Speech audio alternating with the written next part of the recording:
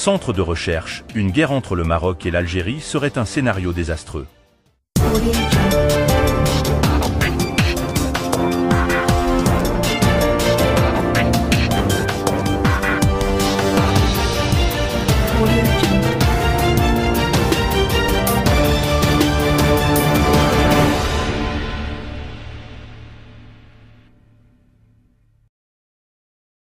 Le Centre d'études stratégiques Begin Sadat s'est intéressé à la perspective d'une guerre entre l'Algérie et le Maroc qui serait renforcée par le conflit entre l'Ukraine et la Russie, en signalant que ce conflit pourrait affecter les équilibres en Afrique du Nord et pose un risque d'importation de la guerre sur la rive sud de la Méditerranée.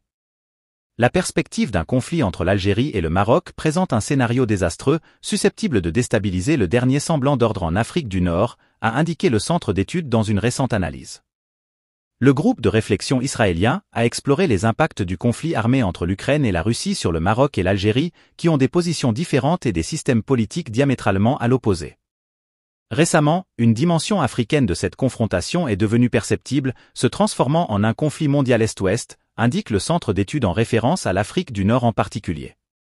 Il explique en ce sens le phénomène d'envoi d'armes d'Afrique vers l'Ukraine, comme les vieux véhicules blindés soviétiques qui peuvent être facilement modernisés dans les pays d'Europe de l'Est. Depuis mi-2022, les États-Unis recherchent des endroits où acquérir de tels équipements, proposant en retour les leurs et pas toujours obsolètes, indique la publication. Et d'ajouter comme exemple, le Maroc ou des pays comme les États-Unis veulent acheter ou échangent des véhicules blindés, soulignant que les forces armées marocaines disposent de 136 chars T-72B et de 12 chars T-72BK achetés à la Biélorussie entre 1999 et 2001. Dans ce contexte, la même source a noté que l'État tchèque a violé les termes de son contrat avec le Maroc, selon lequel Rabat envoyait des chars T-72 de fabrication soviétique pour y être modernisés, avant que ce dernier ne les envoie en Ukraine. Cette intention annoncée de la République tchèque pour l'envoi de ses équipements militaires pour soutenir la guerre en Ukraine a été à l'origine d'une crise entre Rabat et Prague. Le conflit entre les deux pays a pris fin avec l'intervention des États-Unis, Rabat ayant accepté de céder ses chars en échange de l'obtention des dernières versions des chars américains Abrams, a rappelé le groupe de réflexion israélien. Et de souligner que Rabat obtiendra également des chars israéliens, Merkava, qu'Israël n'a historiquement jamais exportés vers un pays étranger. Selon la publication, avant cette intervention des États-Unis, le Maroc avait veillé, comme d'autres pays africains, à maintenir une neutralité en ce qui concerne les livraisons d'armes à l'Ukraine.